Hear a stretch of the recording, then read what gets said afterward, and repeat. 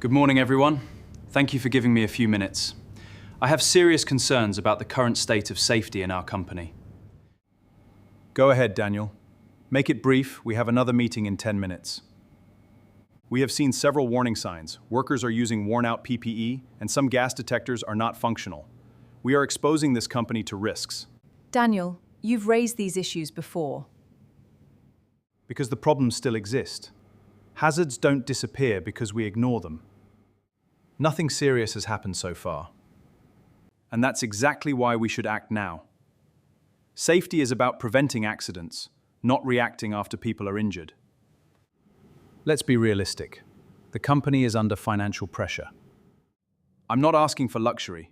I'm asking for the minimum standards required to keep people alive. Replacing equipment, conducting training, calibrating gas detectors, hiring competent standby personnel. It all costs money. Yes, it does, but let me ask one question. How much is the life of one employee worth?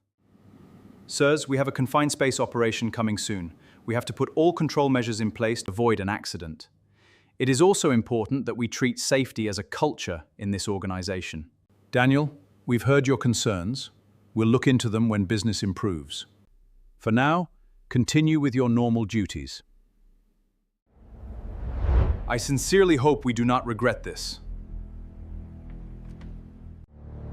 What is the aftermath of this story? Let's find out in the next episode.